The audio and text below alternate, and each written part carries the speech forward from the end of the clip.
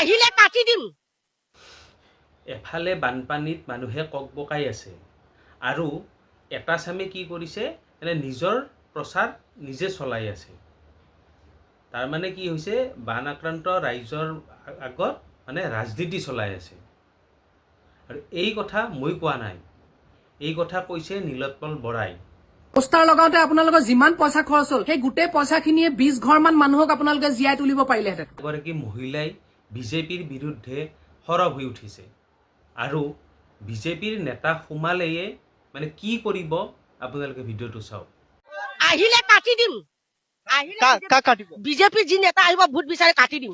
নমস্কাৰ, মই সঞ্জীৱ ডেকাই আপোনালোকক মোৰ একেবাৰে সৰু ইউটিউব চেনেলটোলৈ স্বাগতম জনাইছোঁ। আৰু যিসকলে নতুনকৈ আহিছে মোৰ চেনেলটোত ছাবস্ক্ৰাইব কৰি দিব যাতে মই আৰু অলপ আগুৱাই যাব পাৰোঁ। এফালে বানপানীত মানুহে ককবকাই আছে আৰু এটা চামে কি কৰিছে নিজৰ প্ৰচাৰ নিজে চলাই আছে। এই কথা মই কোৱা নাই, এই কথা কৈছে নীলোৎপল বৰাই। বিজেপিৰ বিৰুদ্ধে নীলোৎপল বৰাই সৰব হৈ উঠিছে। আপোনালোকে ভিডিঅ'টো চাওক।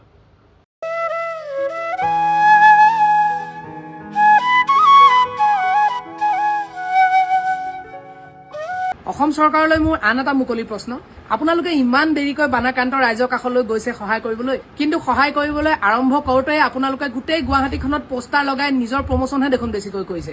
আৰু যিমানবোৰ আপোনালোকে সাহায্য দিছে সকলোতে বিজেপিৰ ষ্টিকাৰ। আপোনালোকে এয়া ৰাইজক নিস্বাৰ্থভাৱে সহায় কৰিছেনে? পোষ্টাৰ লগাওঁতে আপোনালোকৰ যিমান পইচা খৰচ হ'ল সেই গোটেই পইচাখিনিয়ে 20 ঘৰমান মানুহক আপোনালোকে জীয়াই তুলিব পাৰিলেহেঁতেন। আৰু লগতে পোষ্টাৰ লগাবলৈ আপোনালোকে যিমানখিনি মানুহ ব্যৱহাৰ কৰিছে সেই গোটেই মানুহখিনি যদি বানাক্ৰান্ত ৰাইজক সহায় কৰিবলৈ আপোনালোকে ব্যৱহাৰ কৰে তেতিয়াহ'লে কিমান ভাল হ'ব। আৰু আপোনালোকে দেখোন কেইদিনমান আগত নিজে নিয়ম উলিয়াইছিলে যে চৰকাৰী ৱালত আৰু খুঁটাত কোনো পোষ্টাৰ লগাব নোৱাৰিব, আৰু পোষ্টাৰ লগালে আমি জৰিমনা ভৰিব লাগিব। এতিয়া আপোনালোকে লগোৱা পোষ্টাৰ বিলাকৰ কাৰণে জৰিমনা কোনে ভৰিব? আপোনালোকে ভৰিবনে? মোদী, অমিত শ্বাহ এইবিলাকৰ দেখোন এতিয়ালৈকে কোনো খা খবৰে নাই, এটা টুইটো নাই। ইলেকশ্যন হলে একদম সপ্তাহত 2-3বাৰকৈ আহিব। নীলিমে অসমলৈ মোদী অহাৰ দাবী জনাই এখন ছবি আঁকিলে, আপোনালোকে সেইখনো মোহাৰি পেলালে। এয়া আচলতে শাসন নে শোষণ? আপোনালোকে কোৱাৰ দৰে ছবিয়ে যেনেকৈ ৱাল ধ্বংস কৰে তেনেকৈ আপোনালোকৰ অন্ধভক্তবিলাকৰ চিন্তাই কিন্তু গোটেই দেশ ধ্বংস কৰি গৈ আছে। যিখন চৰকাৰে ডাঙৰ ডাঙৰ প্ৰতিবাদবোৰ হলে হাজাৰ হাজাৰ লাখ লাখ মানুহ কণ্ট্ৰল কৰিব পাৰে, আমি কা আন্দোলনত দেখি আহিছো, সেইখন চৰকাৰে আকৌ আমাক কয় যে মোদী আহিলে তেওঁলোকে কণ্ট্ৰল কৰিব নোৱাৰিব। উত্তৰাখণ্ড আৰু পঞ্জাৱত বানপানী হওঁতে যে প্ৰধানমন্ত্ৰী দৌৰ মাৰি গৈছিল, তাৰ মুখ্যমন্ত্ৰীয়ে কেনেকৈ মেনেজ কৰিছিল? আপুনি যে নোৱাৰে।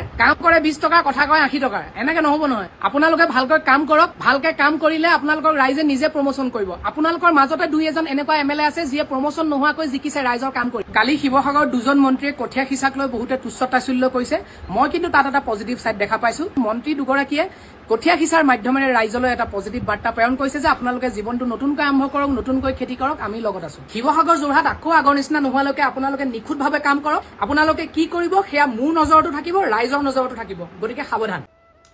আপোনালোকৰ ভিডিঅ'টো যদি ভাল লাগিছে লাইক, কমেণ্ট, শ্বেয়াৰ কৰিব নাপাহৰিব। ধন্যবাদ, নমস্কাৰ।